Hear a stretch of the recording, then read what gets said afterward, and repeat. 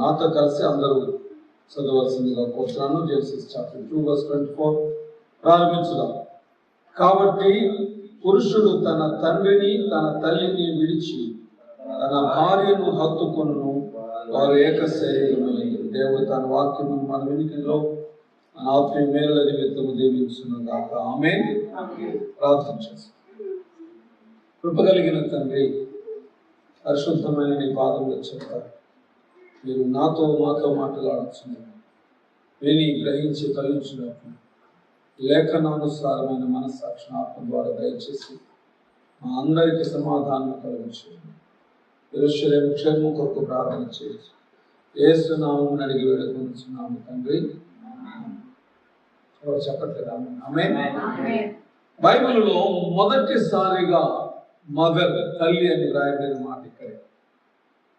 పురుషుడు తన తండ్రిని తన తల్లిని విడిచి తన భార్యను హత్తుకొను. చాలాసార్లు తల్లి అనే మాట నేను విన్నప్పుడు అందరూ నిజమే, ప్రేమ కలిగినటువంటి స్త్రీ, లేకపోతే లేఖనానుసారమైనటువంటి మనసాక్షి కలిగిన ప్రార్థన చేసేటువంటి స్త్రీ, ఇలాంటి వాళ్ళని చాలామందిని చూస్తాం. కానీ నేను ఎక్కువగా తల్లి అని ఒక స్త్రీని చూసినప్పుడు ఆమె హృదయంలో లేకపోతే ఆమె జీవితంలో ఎన్నో గాయాలు, వేదనలు కనిపిస్తాయి. ఆమె ప్రేమ కలిగిందే కాదని, ఆమెకున్న తలాంతులు ఎక్కువే. ఒక స్త్రీ మల్టీ ఫెసెటెడ్. ఒక వజ్రం ఎప్పుడూ ఒక ఆకారంలో ఉండదు. వజ్రాన్ని అన్ని వైపులా చెక్కితే ఆ అన్ని రకాలుగా చెక్కబడినటువంటి దాన్ని వజ్రం అంటారు కదండి. ఒక రౌండ్గానో లేకపోతే ఒక పలకలుగానో ఉండదు. It has so many cuttings on. Multi faceted, అనేక రకాలైనటువంటి అనుభవాలు. బైబిల్లో ఎందుకో తల్లి అనే మాట దగ్గరే వేదన.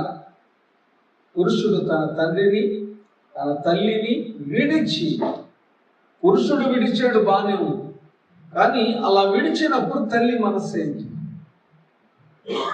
కొత్త నిబంధనలో మరియతో దూత మాట్లాడినప్పుడు ఏమన్నాడండి? తన హృదయంలో నుండి కత్తి దూసుకొని పో. ఎవరి విషయం? క్రీస్తు విషయం. దేవుడు స్త్రీని నిర్మించినప్పుడు మాంసపు ముద్దతో నిర్మించలేదు. మాంసపు ముద్దతో నిర్మించలేదు, మంటితో నిర్మించలేదు. ఒక స్త్రీని నిర్మించాలన్న ఉద్దేశం ప్రభువుకు కలిగినప్పుడు మంటి ముద్దను తీసుకోలేదు, లేకపోతే మాంసపు ముద్దను తీసుకోలేదు. మరి ఏం చేశాడంటే, ఆయన స్త్రీని నిర్మించడానికి విరువబడిన ఎముకను తీసుకు. ఫస్ట్ స్టెప్ ఏంటంటే, పురుషుని ప్రక్కటి ఎముకల్లో ఒక ఎముకను తీసుకున్నాడు. విరువబడిన ఎముక అని చెప్పచ్చు. సో మదర్ లేకపోతే ఒక స్త్రీ అన్న మాటకు అర్థం ఏంటంటే, ఫలించేది కావచ్చు, మల్టిప్లై కావచ్చు, కానీ వేదన, దుఃఖము. మీరు ఎప్పుడైనా ఒక స్త్రీతో కూర్చొని మాట్లాడేటప్పుడు తన మనస్సుని హృదయపూర్వకంగా తెలియచేయమని చెప్పండి. She has so much to talk. ఏంటది? ఆనందం గురించి కాదు, తనకు కలిగిన అనుభవాలు కానీ, లేక తాను ఇతరులకు లేక తన కుటుంబానికి ఇవ్వాలనుకున్న అనుభవాలు కానీ ఏది ఫలించలేదని చెప్తారు. ఎక్కువగా వారి నోటి నుంచి మాట, నథింగ్ హ్యాపెన్. నా ఆలోచన కాదు, నేను కాదు, నా ఉద్దేశం కాదు, నా ప్రణాళిక కాదు. సో నేను గమనించేది వేదన, నేను గమనించేది ఫెయిల్యూర్. స్త్రీలో వేదన, స్త్రీలో ఫెయిల్యూర్ చూస్తాను. అలాగే స్త్రీలో కోపము, రోషము కూడా చూస్తాను. మీరేమనుకోకపోతే పగ తీర్చుకునే స్వభావం కూడా బైబిల్లో అటువంటి స్త్రీలు కూడా చాలామంది. ఎందుకు నేను ఇన్ని రకాలు చెప్తున్నానంటే, సృష్టి అంతటిలో దేవుని చేత ప్రేమించబడిన వారిలో స్త్రీ ప్రాముఖ్యం. పురుషుడికి ఒక పని అప్పగించాడు. పురుషుడికి ఒక పని అప్పగించి ఆ పనిని నెరవేర్చు విషయంలో ఒక సహాయాన్ని, సాటి అయిన సహాయాన్ని ఇచ్చాడు. ఆ సహాయమే ఇన్ని రకాల అనుభవాలతో నిండినటువంటి ఒక రూపం. పురుషుడికి ఒక ఆజ్ఞ మాత్రమే ఇచ్చాడు. నువ్వు ఈ తోటను సేద్యపరచు, నీవు ఈ తోటను కావలి కాయుము. ఇది ఆజ్ఞ. నువ్వు ఈ తోటను సేద్యపరచు, కావలి కాయు. ఈ రెండు మాటలు. ఆ తోటలో అతడు ఉండగా అతనికి ఒక పని అప్పగించాడు. పేర్లు పెట్టు, పేర్లు పెట్టుము. ఇవన్నీ చేయాలంటే తాను ఒంటరి వాడు ముగించలేకపోవచ్చు. అందుకే బైబిల్లో నాకు ఆ మాట చాలా కాలం అర్థం కాదు. నరుడు ఒంటరిగా ఉండుట మంచిది. ఒంటరిగా ఉన్నట్టు చేసిందే దేవుడు. మంచిది కాదని ఎందుకు అనుకున్నాడు? దేవుని మనస్సులో పురుషుడుగా ఉన్న ఆదామును నిర్మించక మునుపే స్త్రీ ఉంది ఆలోచన. స్త్రీ దేవుని ఆలోచనలో ఉన్నది కనుకనే నరుని నిర్మించినప్పుడు పురుషుడని స్త్రీ అని చెప్పలేదు. నరుని నిర్మించను. ఆ నరుని ప్రక్కటెముకను తీసినప్పుడే అతని పురుషుడు అని పిలిచాడు, ఆమె స్త్రీ అని పిలిచాడు. అది అతని ఉద్దేశం. సో స్త్రీ విలువబడిన ఎముక, ఒక వేదన, ఒక ప్రేమ, ఒక మల్టీఫేసిటెడ్ బీయింగ్, ఒక సాటి అయిన సహాయం, ఒక రోషము కలిగిన స్త్రీ, ఒక ప్రతీకారము చేయనటువంటి. ఎప్పుడైతే ఈ అన్ని క్యారెక్టర్స్లో ఒక స్త్రీ ఒక దానిని ఎన్నుకొని నేను ఇలాగే ఉంటాను అనుకుంటుందో అప్పుడు ఆ ఫ్యామిలీ అలాగే మారింది. అంటే స్త్రీ తన కుటుంబాన్ని కట్టుకోవడానికి దేవుడిచ్చిన ప్రతి గుణాన్ని ఎన్నుకోవడం మానేసి ఒక మార్గాన్ని ఎప్పుడైతే ఎన్నుకుంటుందో అప్పుడు ఆ కుటుంబం ఆ మార్గంలోనే నిలువబడుతుంది లేదా ఫెయిల్ అయింది. కుటుంబం కట్టబడడానికి దేవుడు పిలిచినటువంటి పిలుపు స్త్రీకి ఇవ్వబడింది, పురుషునికి కాదు. మీకు ఒక మాట చెప్తాను ఉదాహరణకి. పేతురు చూడండి ఒకసారి.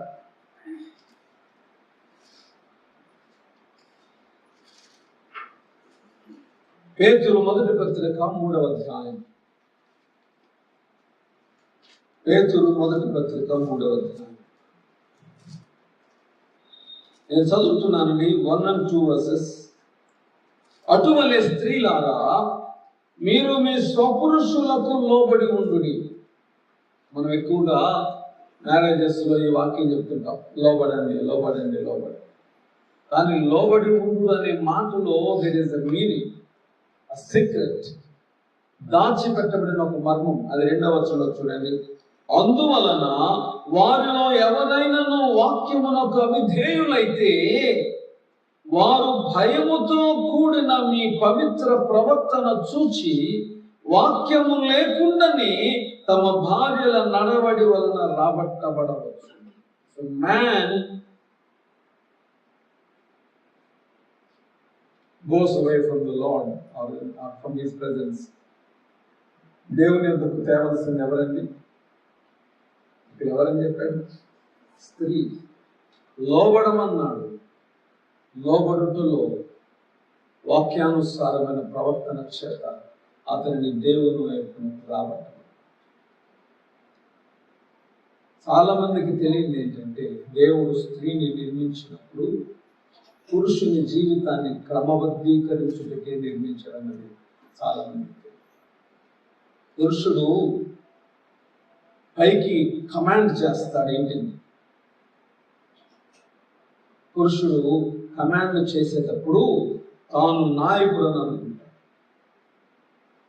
కానీ నేను గ్రహించింది ఏంటంటే, తన నాయకత్వానికి ఒక హెచ్చరిక, ఒక మీనింగ్, లేకపోతే ఒక నడిపింపు స్త్రీ ద్వారా కూడా. మనకు తెలుగులో కూడా ఒక సామెత ఉంది కదా, ఏం చెప్పండి అది? ప్రతి పురుషుని విజయం వెనక, పడిపోయే జీవితం వెనక కూడా ఒక స్త్రీ. స్త్రీని దేవుడు నిర్మించింది. He had a best plan. చాలా పెద్ద ప్లాన్ వేస్తాడు. అందుకే చూడండి, బైబిల్లో మనం గమనించే ప్రతి స్త్రీ పురుషుని పడిపోకుండా లేక పురుషుని జీవితాన్ని పడిపోయేటట్టు చేసినటువంటి వారిలో బైబిల్లో ఒక వ్యక్తి ఉన్నాడు. ఆ వ్యక్తి అంత జ్ఞానవంతుడు ఇంకెవడు లేదు. అతనికి ముందు కానీ అతని తర్వాత కానీ అంతటి జ్ఞానవంతుడు లేడని బైబిల్ ఘంటాపదంగా చెప్పింది. కానీ అతను పడిపోయాడు. ఎవరి వలన? స్త్రీ వలన. ఇక్కడ నేను స్త్రీ అనడం లేదు. అతను చేసిన తప్పు ఏంటంటే, తాను భయభక్తులు కలిగిన వాడై దేవుని కొరకు బ్రతుకుతూ ప్రభువును ఎరుగని స్త్రీని చేసుకొని ఆమెకు తన జీవితాన్ని అర్పించి ఆమె మాట చొప్పున యెరూషలేములోని దేవుని ఆలయమునకు వ్యతిరేకంగా అన్య దేవతల గురువులు నిర్మించారు. అతడు పడిపోవున్నట్లు నా మాటలో నేను అనుకుంటాను, అతడు పడిపోవున్నట్లు తను తాను అమ్ముకున్నాడు. అది తాను చేసిన. దేవుని బిడ్డ, ఇంకొక వ్యక్తి ఉన్నాడు బైబిల్లో. అతని పేరే మోటువా.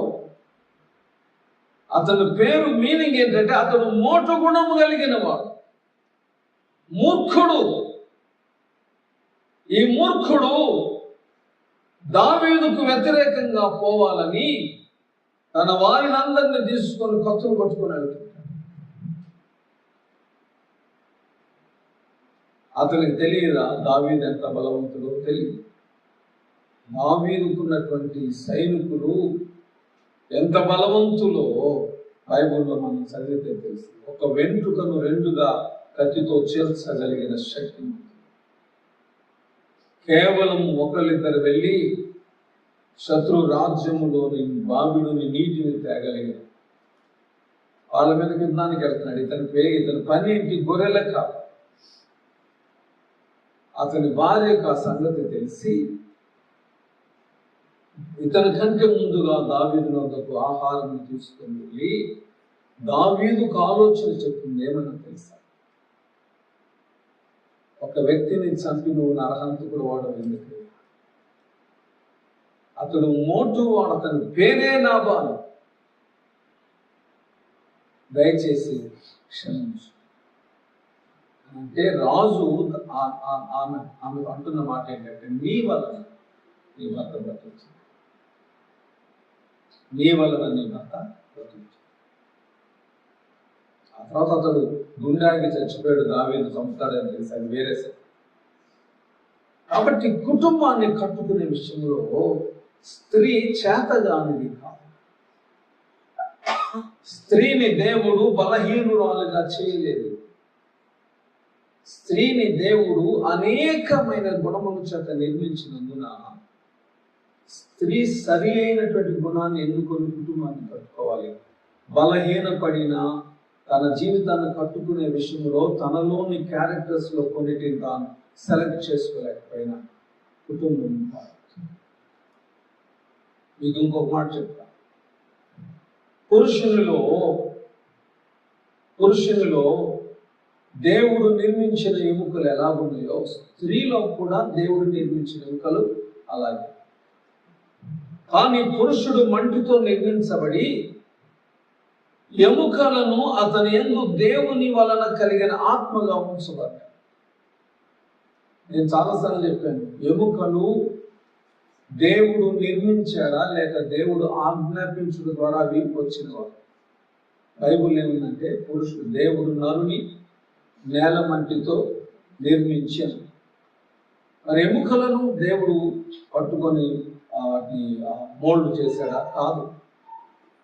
ప్రసంగిలో మనం చదువుకున్నాం. ఏమనుంటుందంటే, గాలి ఏ రీతిగా ఉంచున్నదో నీవు ఎరుగవు, స్త్రీ తల్లి గర్భంలో ఎముకలు ఏ రీతిగా ఎదిగినది నీకు తెలియదు. మరి ఎముకలను ఎవరు చేశారు? 139వ కీర్తనలో చదువుకుంటే, ఒక రహస్య స్థలములో, ఆ అంధకార స్థలములో ప్రభువు నరుని నిర్మించేటప్పుడు అతని ఎముకలు నిర్మించబడినట్లు ఆజ్ఞ ఇచ్చారు. అవి దినదినము రూపొందించబడినట్లు ప్రభు ఆజ్ఞ ఇచ్చారు. అందుకే నరునిలోని ఎముకలు ఆత్మస్వరూపం. అవి మహిమ దేహాన్ని ధరించుకునేటువంటి దేవుని పిలుపు కలిగినటువంటి ఒక ప్రత్యేకమైనటువంటి ఒక మ్యాజికల్ సృష్టి. దేవుడు స్త్రీని నిర్మించేటప్పుడు దేనితో నిర్మించాడండి? ఆ ఎముకను స్త్రీనిగా నిర్మించి, దేవుని వాక్యమును వినగలిగిన జ్ఞానం ఎముకకే ఉంటుంది, not to the physical body. నా చెవు వినింది, నేను చనిపోయినప్పుడు అది మంటిలో పురుగుగా కలిసిపోయింది. నా శరీరం వినింది, అది మంటిలో ఎముక మన్నుగా కలిసిపోయింది. బట్ ద బోన్ కొన్న గొప్పతనం ఏంటంటే, దేవుని స్వరమును విని ఆ స్వరము ప్రకారము తన జీవితాన్ని కట్టుకుంది.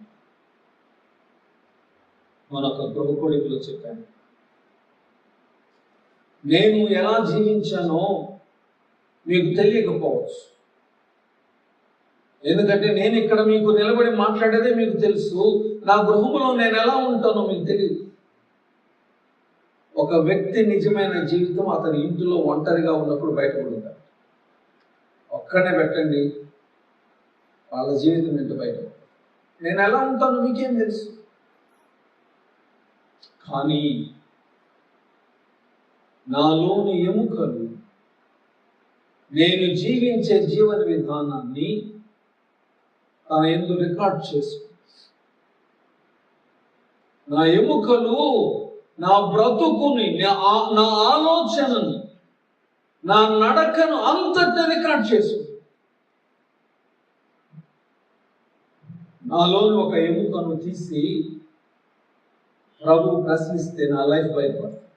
అందుకే 50వ కీర్తన అంటాడు, దేవుడు వీటన్నింటినీ నీ ఎదుట వరుసగా ఉంచి నిన్ను గద్దించు. నీకెలా తెలుసు ప్రభువా? నేను చనిపోయినప్పుడు నా బాడీ మంచులో కలిసిపోయింది కదా. How do you know? ఎవరు చెప్తారు నీకు?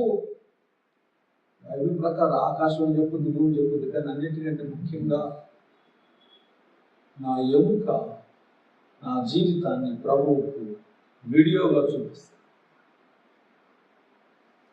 ఒక వీడియోలాగా చూపిస్తుంది. నాలో ప్రవహించిన నా రక్తం ప్రభు ఎదుట సాక్ష్యం. యేసుక్రీస్తు శిలువ మీద నోటితో పలుకలేదు. మీకు ఆ విషయం తెలుసా? యేసుక్రీస్తు శిలువ మీద పలికిన 7 మాటలు మనం ధ్యానించుకుంటాం కదా, నోటితో పలుకలేదండి. బైబిల్లో ఉంది. శ్రేష్టమైన మాటలు పలుకు యేసు రక్తము. హేబెలు రక్తము కంటే, హేబెలు చనిపోయేటప్పుడు ప్రార్థన చేయలా, చచ్చిపోయాడు. అతని రక్తము భూమి మీద ఇంకి ఆ రక్తము ప్రార్థన చేసింది. ఇక్కడ హెబ్రీ పత్రిక 12లో అంటాడు, హేబెలు రక్తము కంటే శ్రేష్టమైన మాటలు పలికి యేసు రక్తము దగ్గరికి మీరు వచ్చారన్నాడు. శిలువ మీద ఆయన రక్తము ప్రేయర్ చేసి, శిలువ మీద ఆయన రక్తం ప్రేయర్ చేసి, మన బాడీలోని ఎముకలలో ప్రవహించే రక్తం టాక్స్ టు ద లార్డ్. ఏమని మాట్లాడుతుంది? బ్రతుకున్నప్పుడు ప్రార్థన చేస్తుంది, చనిపోయాక నీ జీవితాన్ని చెప్తుంది. మీ స్త్రీ ధన్యురాలు కాదా? ఎముకను స్త్రీనిగా నిర్మించి, ఎముకను స్త్రీనిగా నిర్మించి. అందుకే స్త్రీ ప్రార్థన దేవుడు వింటాడు. స్త్రీ ప్రార్థన దేవుడు వింటాడు. శిలువ మీద వెళ్ళడానికి ముందు ఏడుస్తున్నటువంటి స్త్రీలు ఆయన దగ్గరికి వచ్చినప్పుడు ఆయన ఏమన్నాడండి? యెరూషలేము కుమార్తెలారా, నాకు నిమిత్తము, చెప్పండి ఏడవద్దు, మీ నిమిత్తము, మీ పిల్లల నిమిత్తం. ఎందుకంటే మీరు ప్రార్థన చేస్తే, మీ కొరకు మీ పిల్లల కొరకు మీరు ప్రార్థన చేస్తే నేను మీకు జవాబిస్తాను. వారి రక్షణ నిమిత్తం ప్రార్థించండి. స్త్రీలకు దేవుడు ఇచ్చినటువంటి ఒక ధన్యత. విలాప వాక్యములు 3వ అధ్యాయం చూడండి.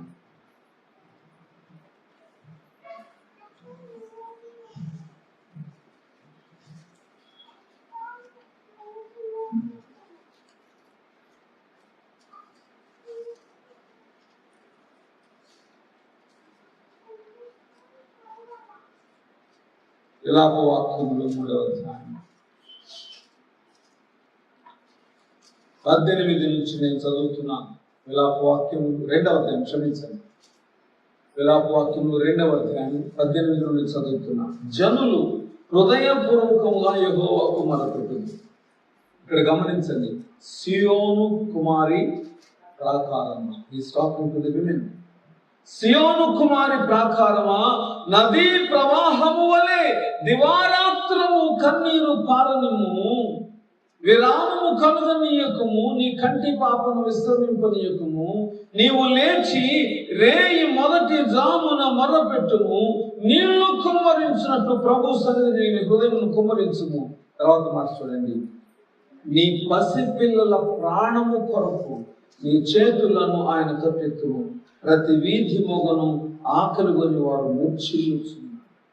ఎవరితో చెప్పాడండి దేవుడి ప్రార్థన? స్త్రీ. ఇర్మియా గ్రంథంలో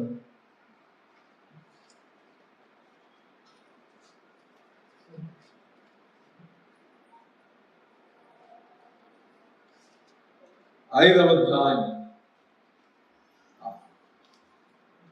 7వ అధ్యాయం, 7వ అధ్యాయం, ఇర్మియా గ్రంథం 7వ అధ్యాయం. నీ పిల్లలు నన్ను విడిచి దైవం కాని వాటి తోడని ప్రమాణం చేయదు. నేను వారిని తృప్తిగా పోషించడను, వారు విచారం చేయొచ్చు, వేషల ఇండ్లలో గుంపులు కూడుదురు. 9వ అధ్యాయం 9:17 నుంచి నేను చదువుతాను జాగ్రత్తగా. ఇర్మియా 9:17 నుండి నేను చదువుతున్నాను. సైన్యములకు అధిపతియగు యెహోవా ఇలాగు సెలవిచ్చుచున్నాడు, ఆలోచింపుడి, రోదనము చేయు స్త్రీలను కనుగొనుడి, వారిని పిలువనంపుడి. తెలివిగల స్త్రీలను కనుగొనుడి, వారిని పిలువనంపుడి. మన కన్నులు కన్నీళ్లు విడుచున్నట్లుగాను, మన కన్నురెప్పల నుండి నీళ్లు ఒలుకున్నట్లుగాను వారు త్వరపడి మనకు రోదన ధ్వని చేయవలెను. మనము వలసబోతుమే, సిగ్గునొందితమే, వారు మన నివాసములను పడగొట్టగా మనము దేశము విడవవలసి వచ్చినని సియోనులో రోదన ధ్వని వినబడుచున్నది. నెక్స్ట్ వచనాన్ని అందరూ చదువుతున్నాం. స్త్రీలారా యెహోవా మాట వినుడి, మీరు చెవియొగ్గి ఆయన నోటి మాట ఆలకించుడి. మీ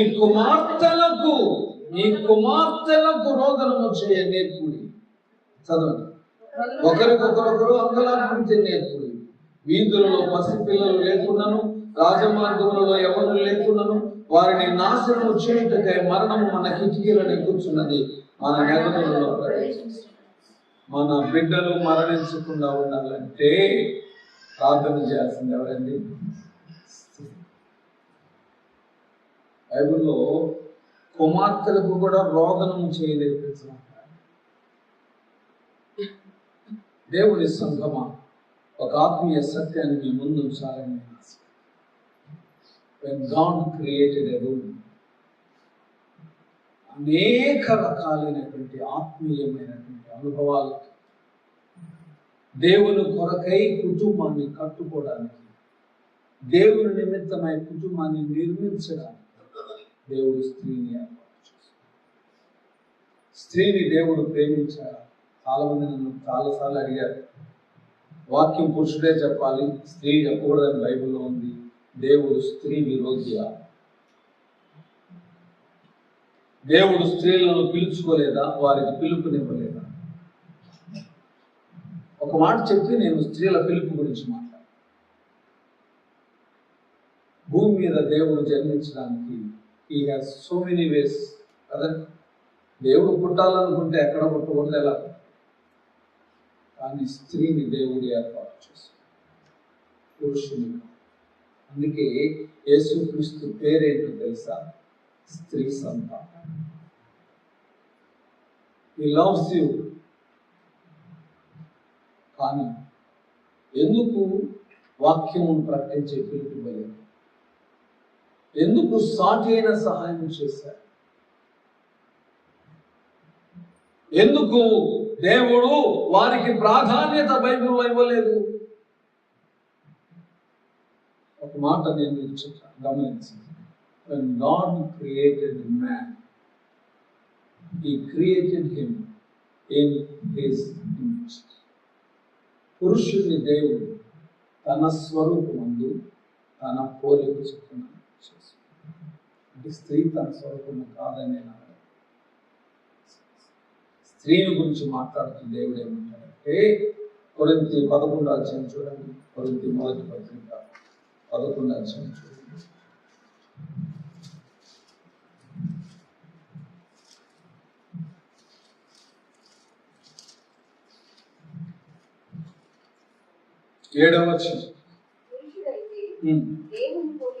పురుషుడైతే దేవుని పోలికయు మహిమయునై ఉన్నాడు గనుక తల మీద ముసుగు వేసుకొనకూడదు, కానీ స్త్రీ పురుషుని మహిమై ఉన్నది కాబట్టి ఆమె ముసుగు వేసుకోవాలి.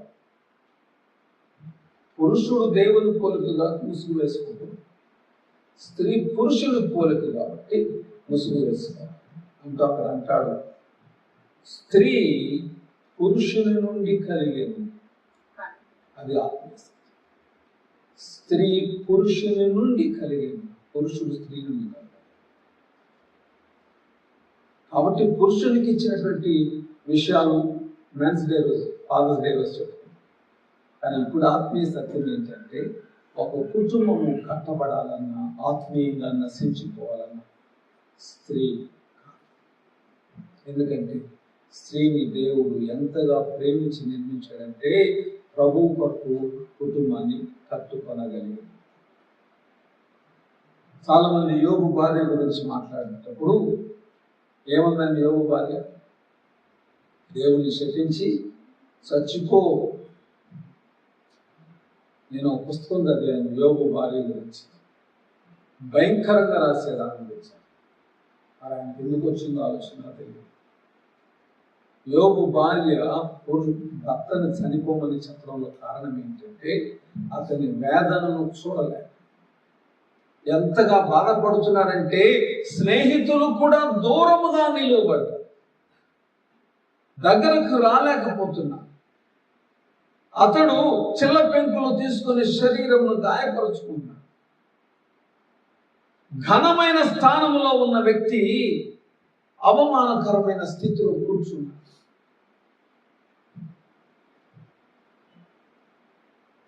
గొప్ప వ్యక్తి యోబు, ఎందుకంటే తాను అవమానపరచబడినప్పుడు తాను అవమానముగా దాన్ని ఫీల్ అవ్వాలి. క్రైస్తవులకు ఉన్న చెడ్డ బుద్ధి ఏంటంటే, నేను చాలా మంది క్రైస్తవులు గమనించే చెడ్డ బుద్ధి, ఊరకనే హట్ అయిపోయి అవమానం ఫీల్ అయిపోయి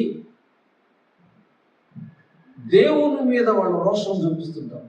దేవుని మీద ఒక మాట గుర్తుపెట్టుకోండి, మీరేమనుకోద్ది ఈ మాట అంటే, రోషపడేవాడు క్రైస్తవుడు కాదు. ఎందుకో తెలుసా?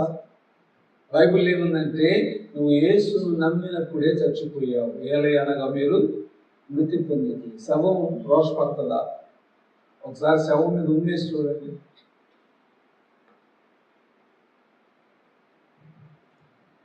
యోబు అంతటి, బైబిల్ ఏమంటాడు తెలుసా? యోబు, నేను నడుస్తుంటే వృద్ధులు లేచి నిలబడతారు. యోబు నడిచి వెళ్తుంటే వృద్ధులు లేచి నిలబడేవాళ్ళంట. యోబు ముఖము చూచి వాళ్ళ మీద పడితే ఆ చిరునవ్వు కోసం వెయిట్ చేశారని బైబిల్. యోబు ఇక్కడ అవమానపరచబడితే అతను సిగ్గుపడలేదండి. రోషము కలిగినటువంటి వాడు. ఏ రోషము? ఎందుకు ఇలా చేసావని రోషం కాదు. ప్రభువా, నన్ను ఇంకా అవమానపరచు, నన్ను సిగ్గుపరచని ప్రార్థన చేశాడు యోబు 6వ అధ్యాయం. అలాంటి గొప్ప వ్యక్తి బాధపడుతుంటే భార్యకు దిగులుండదా? ఆమె చచ్చిపోయా ఎందుకు? ఇలాంటి స్థితిలో నిన్ను చూడలేకపోతే అది ఆమె ప్రేమ. ఆ పుస్తకంలో ఏమేమి రాశారు తర్వాత నాకు అర్థమైంది ఏంటంటే, యోబు భార్య దేవునికి ఎంత ఇష్టం అంటే, యోబు బాగుపడిన తర్వాత మరలా యోబుకు ఆమె ద్వారానే పిల్లలు ఇచ్చారు. అది అందులోని ఆత్మీయత. ఆమె చెడ్డదైతే ఆమెను తీసేసి ఇంకొక నీయొచ్చు దేవుడు. ఆ పాత నిబంధన కాలం అది చెడ్డదేమి కాదు. దేవుడు ఆమె ద్వారానే పిల్లల్ని ఇచ్చాడు.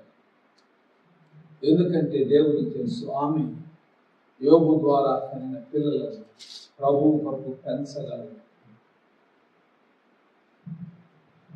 స్త్రీలకు ఒక విషయం చెప్పాలని ఆశపడుతుంది.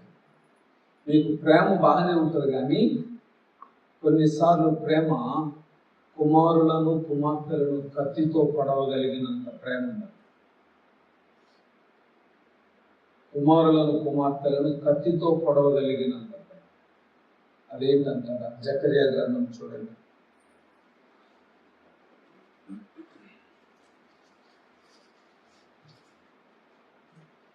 పదమూడవ అధ్యాయం, జకర్యా గ్రంథం 13వ అధ్యాయం.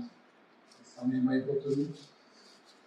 జకర్యా గ్రంథం 13వ అధ్యాయం. ఆ దినమున పాపమును అపవిత్రతను పరిహరించుటకే దావీదు సంతతి వారి కొరకును యెరూషలేము నివాసుల కొరకును ఊట ఒకటి తీయబడింది. ఇదే సైన్యములకు అధిపత్యకు యెహోవా. ఆ దినమున విగ్రహముల పేర్లు ఇకను జ్ఞాపకము రాకుండా దేశములో నుండి నేను వాటిని కొట్టివేతును, మరియు ప్రవక్తలను అపవిత్రాత్మను దేశములో లేకుండా చేతును. ఎవడైనను ఇక ప్రవచనము పలుక బూరుకునే ఎడల వానిని కన్న తల్లిదండ్రులు, నీవు యెహోవా నామమున అబద్ధము పలుకుచున్నావే, నీవికను బ్రతుకతగదని వారితో చెప్పుదురు. వాడు ప్రవచనములు పలుకగా, చదవండి మాట, వాని కన్న తల్లిదండ్రులే,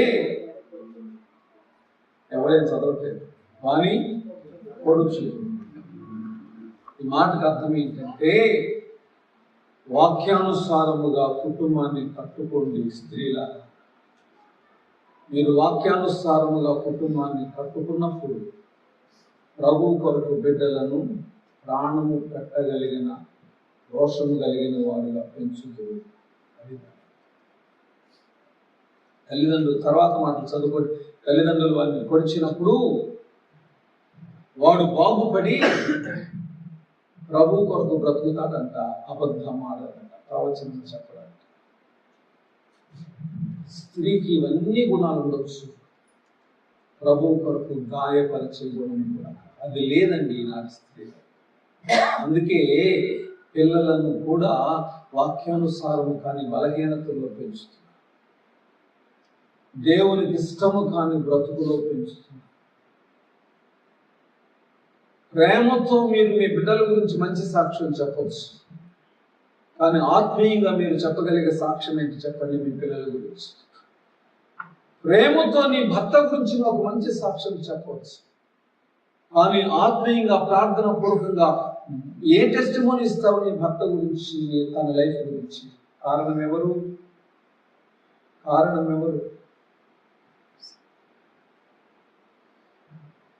దేవుడు మొట్టమొదటిసారిగా తల్లి అని పలికినప్పుడు విలువబడిన దానిగానే పలికాడు, కానీ గాయపరచబడిన దానిగానే పలికాడు, కానీ దేవుని నిమిత్తమైనటువంటి బలమైన జనాంగం అని చెప్పరు. ఆమెకు గాయం ఎందుకు ఇచ్చారు? ఆమెను బలహీనమైన దాన్ని ఎందుకు చేశారంటే, కన్నీటితో ప్రార్థన చేయడం బలహీన పడినప్పుడే సాధ్యం, గాయపడినప్పుడే సాధ్యం. అన్నింటినీ కలిగిన వారు ప్రార్థన చేయలేరండి, గాయపడిన వారే ప్రార్థన చేయాలి. అందుకే స్త్రీ ప్రార్థనా ప్రాకారం. పురుషుడు యాజకుడు, ఇంటికి పురుషుడు యాజకుడు, స్త్రీ ప్రాకారము, స్త్రీ ప్రాకారం, పిల్లలు సంఘం. ఏ కుటుంబం ఈరోజు ఆ పద్ధతులు? ఏ కుటుంబం? మీకు సంగతి చెప్పిన ముగింపులో, శరీరమందు బ్రతుకున్నంత కాలమే నువ్వు స్త్రీ, మరణించిన తర్వాత పురుషుడవు దేవుని కుమారుడు. పురుషుడవు, దేవుని కుమారుడు. ఎందుకంటే ఇక్కడ ఎముకను తీసి ఎముకను స్త్రీనిగా నిర్మించారు, కానీ ఆమెకు ఇవ్వబడిన ఆత్మ యెహోవా పోలిక స్వరూపం. సో దేవుని దగ్గర నువ్వు నిలబడేటువంటి కుమారుడుగా నిలబడు. దేవుని సంగమ వాక్యానుసారమైన అనుభవంతో మీతో మాట చెప్పడానికి నేను ఆశపడుతున్నాను. దేవుని పరిశుద్ధ పాఠం వచ్చింది. ఏ కుటుంబం నిలబడాలన్న ప్రభువులో ఏ కుటుంబం పడిపోవాలన్నా it is in the hands of the women. పురుషుడు కాదా అని నేను అనడం లేదు. అక్కడ పురుషుని ఆజ్ఞ నెరవేరుతుంది. కట్టవలసింది ఎవరు?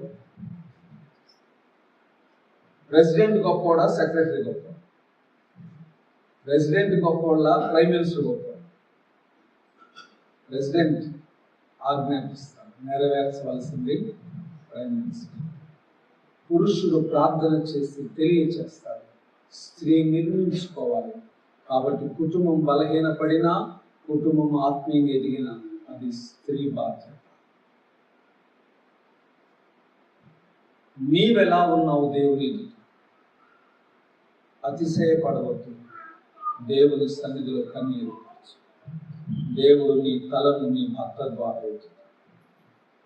ఇంతకుముందు చెప్పాను, అబ్రహామును పిలిచిన దేవుడు సారాను పిలువలేదు, నోవహును పిలిచిన దేవుడు నోవహు భార్యను పిలువలేదు. ఎందుకంటే పురుషుని పిలుపులో స్త్రీ పాలిభాగిస్తుంది. స్త్రీకి పిలుపు వేరే లేదు, పురుషుని పిలుపు.